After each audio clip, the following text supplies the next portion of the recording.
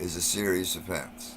Now, I want to know if you're telling me that your fraud department doesn't care if an employee of DHS commits fraud upon a beneficiary. I'm just not sure you have the correct department. Well, you're the fraud office, aren't you?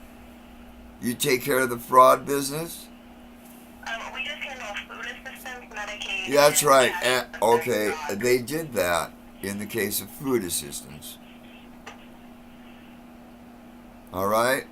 Now, and the fraud is still being committed on me, because what I had to do was I had to have one of my website crew. I run an informative website, and I had one of my website crew who has been on the SNAP program for a while, and I began to associate with this person because he does surveillance for me.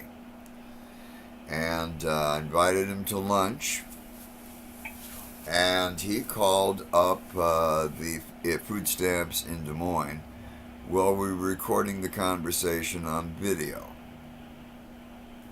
And we found out that everybody in the Davenport office has been lying to a beneficiary because they told him that the SNAP program had changed, and that that the amount of money you pay for rent has nothing to do with the amount of money you receive, which for the beneficiary was $40.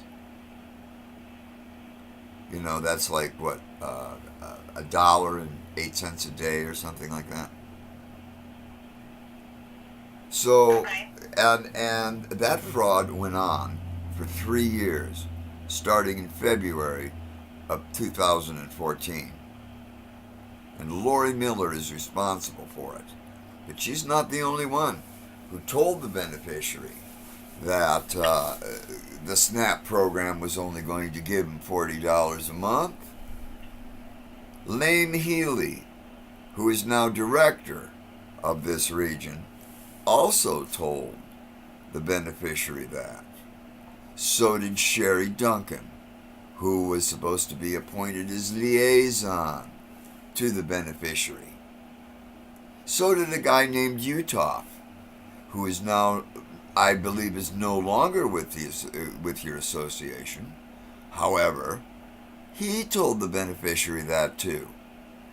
So I had to have a guy call up to find out what the story was. And now I know the story. And the truth is that the SNAP program hasn't changed.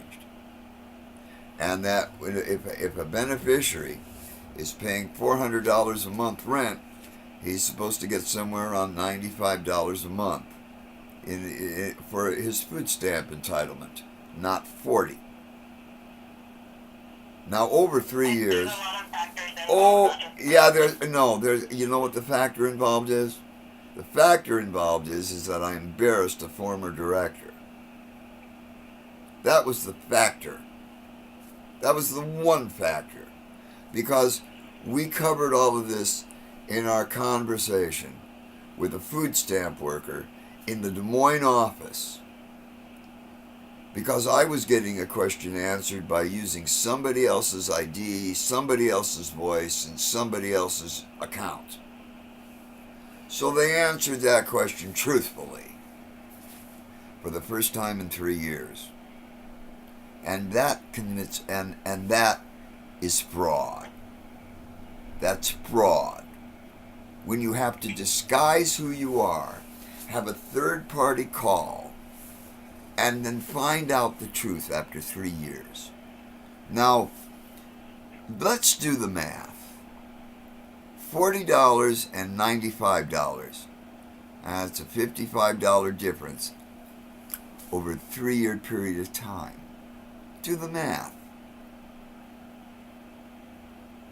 So, my question to you is that the fraud department of Human Services doesn't care if Human Services is defrauding a person who's entitled to get food stamps.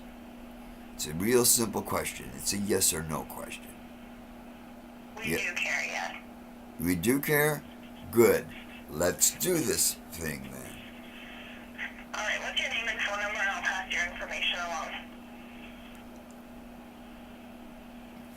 Along to who? Because, you know, when I tried to do The this... investigators. We're not investigators. We just Okay. take the information. Could you give me the number of that office? You want the number to the Davenport office? No, I want the number to where your investigators are. Because we've done this before. Okay? And you know, now, I want the question answered. And the thing is, you've given me an answer which isn't complete. So I'm going to have to ask the investigators directly, if they care, when a state employee deprives a person of their entitlement by lying to them. I mean, you got to admit that you're the employees in the Davenport office or in any office are not supposed to lie to your clients.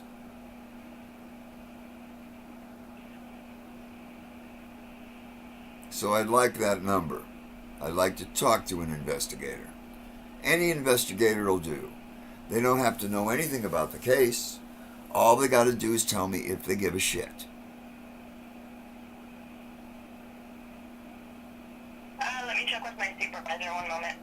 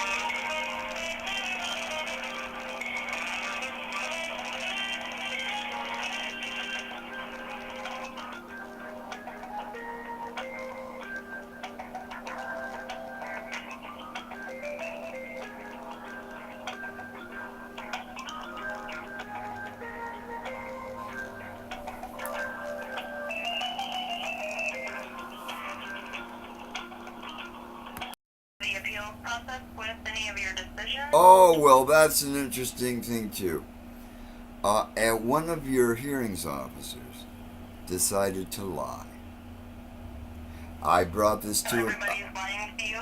Well, apparently, look, when I find out that the SNAP program hasn't changed, and that I'm supposed to be getting the better part of $100, and I'm only getting 40, and the hearing officer decides, yeah, that's okay, you can give him 40, and that's what the determination was for.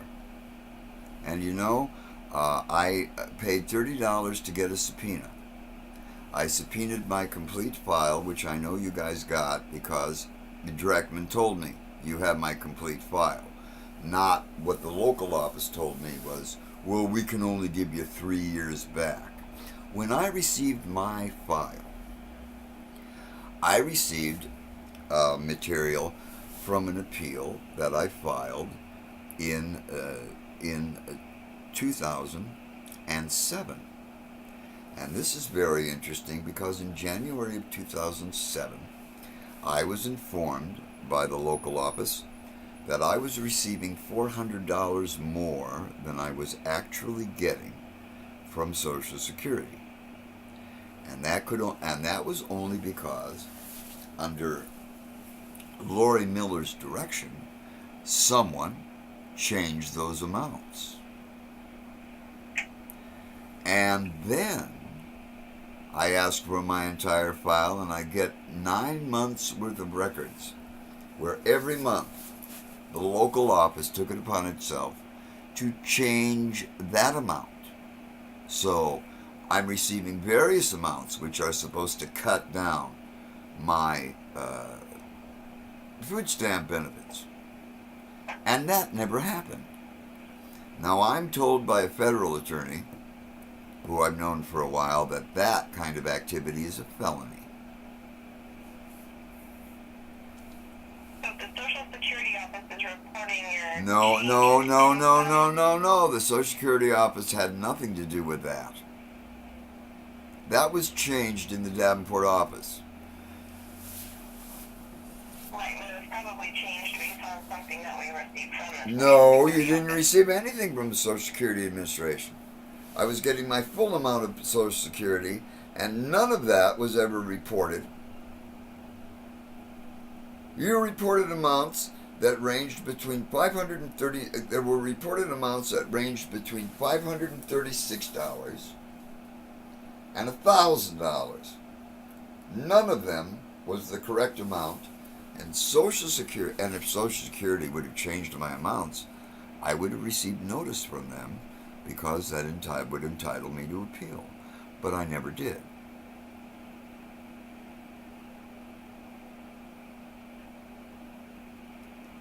So this is definitely something that shouldn't be going on. And it's definitely something that shouldn't be going on when your office reports that just because of journalism, just because a journalist knew someone on your program, and just because legal aid in Davenport refused to help this person, as they do many people, I offered Miss Clemens my services. And all I was going to do was talk to a director and say, first of all, this person can't survive on the street. And secondly, you don't have the power to discontinue her Section 8 housing. And the man swore at me. And so I published the story on my website, and on Facebook, and on every other social website I belong to, and I belong to all of them. And for that, I have been barred from all Iowa DHS offices. And I didn't do anything wrong. I did something right. I made it so that Nettie Clemens was reassured and was able to live in her Section 8 housing until she died. She was on the point of dying. They were going to kick her in the street. I don't know why. I don't know why the people in your offices do this to people, except because they think they can, and because these people have no power. But there is power in the press. And people don't like to have that kind of thing spread around about them, especially if it's true. But you know something? That's no reason to kick me out of your offices, is it? Yeah, unfortunately, I didn't have any decision in that. So Well, you know, listen, look, I know that no. Oh, you mean so I can't talk to an investigator? Because I need to find out from your Office of Investigations if somebody cares. Because you can't tell me. You cannot tell me if somebody cares about this. Now, I suspect that they don't. Unfortunately, my only... You know, and the reason why I suspect that they don't is because I called the director's office, and I was given to a flag catcher who hangs up on me. And this flag catcher doesn't care about my case or anybody else's because I've discussed more than my case with him. There are people in your offices who are changing amounts of vital information just so they can deprive people of their entitlement. Now that's got to be... Anytime any information is changed, you would receive a notice in the mail. Well, yeah, I would have received it. I would have received it from Social Security, since they were playing with that amount. But I never received that from Social Security because Social Security wasn't. My checks continued to come at their full amount, which was neither $536 or $1,000. So That's what I need to know, and I need to talk to somebody from your Office of Investigations.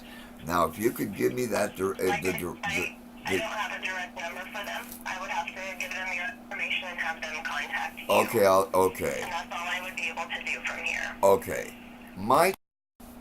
This is Dmitry Ivanovich with the Naked Truth.